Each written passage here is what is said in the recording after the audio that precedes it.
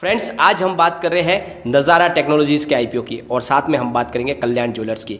बहुत सारे आईपीओ इस सप्ताह में करीब 5 आईपीओ आए हुए दो और सारे के सारे आईपीओ में बहुत ही अच्छा रिटर्न मिलने की संभावना बन रही है। और आज हमने जो चुने हैं 2, नज़ारा टेक्नोलॉजीज़ और साथ में कल्याण ज्वेलर्स, दोनों ही के आईपीओ में बहुत ही शानदार रिटर्न की संभावना बन रही है और इनमें आपको निवेश करना ही चाहिए।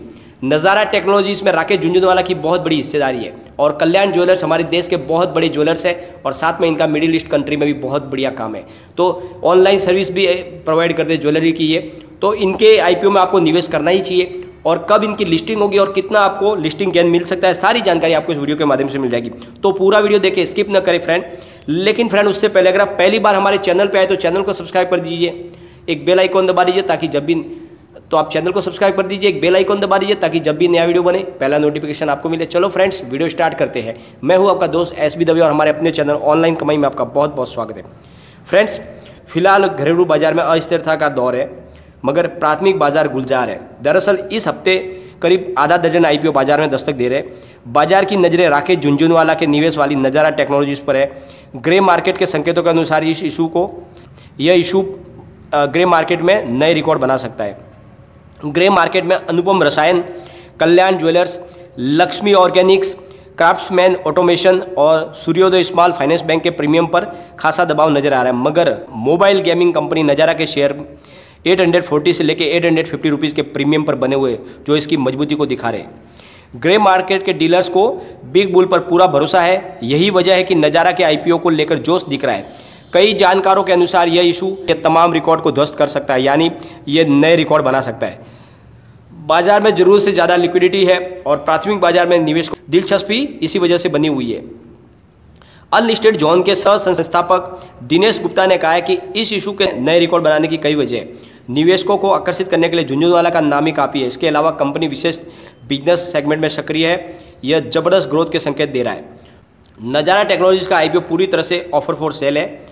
इस इशू का सारा पैसा कंपनी के प्रमोटर व मौजूदा शेयरधारकों को जाएगा और झुनझुनवाला इस इशू में एक भी अपना शेयर नहीं बेच रहे। 30 दिसंबर 2020 तक इनके पास कंपनी में करीब 11.51% की हिस्सेदारी है। इस हफ्ते 5 आईपीओ खुलने वाले जिसकी वजह से बाजार में फंड की कमी हो सकती है। यदि ऐसा हुआ तो यह कंपनी के लिए मुश्किलें पैदा कर सकती है। हालांकि ज़्यादातर जो रिसर्च एनालिस्ट है वो दमदार प्रमोटर्स, बुनियादी मजबूती और नए दौर के डिजिटल बिजनेस के चलते इस चिंता को दरकिनार कर रहे हैं। नज़ारा टेक्नोलॉजीज़ का 583 करोड़ रुपीज़ का आईपीओ 17 मार्च यानी बुधवार को कल खुलेगा फ्रेंड्स, और इसकी जो अंतिम तारीख है वो है 19 मार्च शुक्रवार।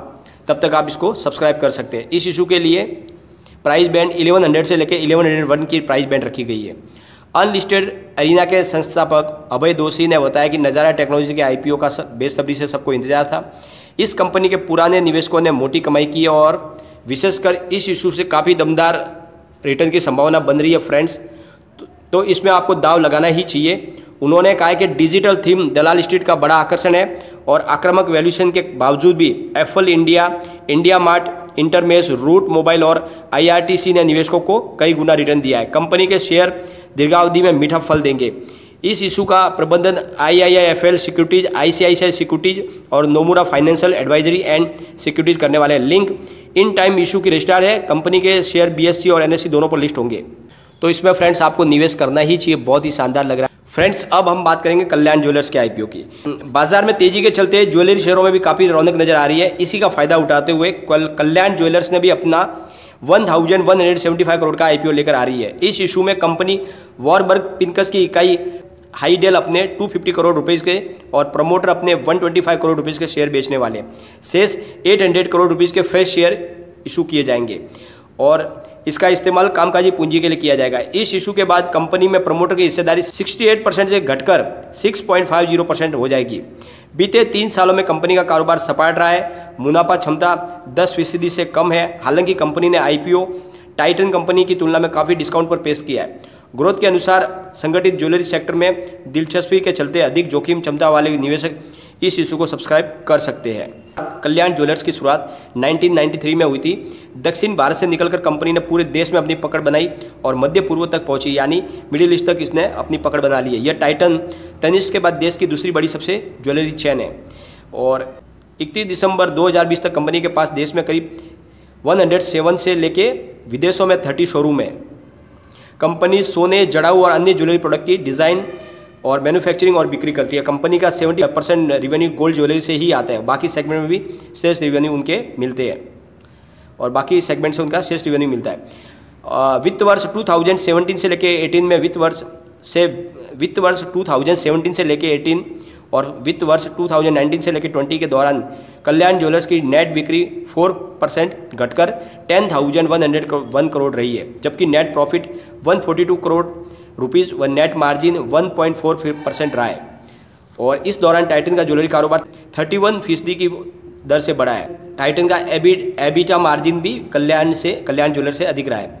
और वित्त वर्ष 2020 से 21 के पहले 9 महीनों में कल्याण ज्वेलर्स का रेवेन्यू 30% घटकर 5,516 करोड़ का रहा है और इस दौरान कंपनी को 80 करोड़ का घाटा भी हुआ है, जबकि बीते साल इस दौरान कंपनी ने 94 करोड़ का प्रॉफिट कमाया है। तो पिछले साल से कल्याण ज्वेलर्स प्रॉफिट में आ चुके हैं, लेकिन उसके पहले वो लॉस में थी।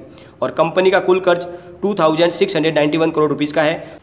और वैल्यूएशन की बात करें फ्रेंड्स, तो प्राइस बैंड के ऊपर भाव 87 रुपीज़ और कंपनी 8,961 करोड़ रुपीज़ की मार्केट कैप की मांग कर रही है और इस आधार पर इसकी वैल्यूएशन 58 गुना की बनती है, जबकि टाइटन कंपनी वित्त वर्ष 2019 से 20 के दौरान कमाई के आधार पर 85 गुना पर कारोबार कर रही है। कल्याण ज्वेलर्स ने सोमवार को 15 एंकर निवेशकों से 4.01 करोड़ रुपए के शेयर बेचकर 352 करोड़ रुपये जुटाए। यह बिक्री 87 रुपीज़ के भाव पर की गई है। इसमें सिंगापुर की GIC, Sundaram mutual fund, HDFC life, Kuber India fund, moon capital, Edelweiss जैसे कई निवेशकों के हिस्सेदारी से आई है।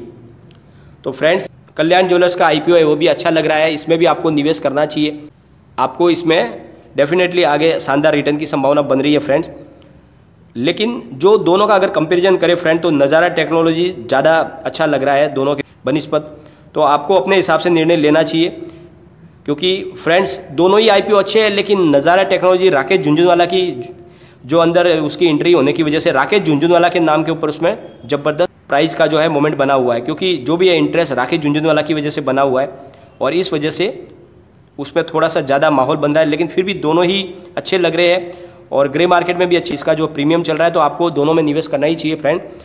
और सबसे बड़ी बात फ्रेंड्स, 86 से लेकर 87 की इशू प्राइस रखी गई है। लॉट की साइज़ की बात करें तो निवेश को कम से कम 172 शेयरों के लिए बोली लगानी होगी और अपर प्राइस बैंड्स की गणना से इशू की न्यूनतम वैल्यूशन गिनी जाए तो 14,964 रुपीज़ की हो रही है। इतना आपको निवेश करना होगा। City group global markets, axis capital, ICICI securities, SBI capital markets और BOB कैपिटल मार्केट इसके इशू के मेन लीडर्स हैं।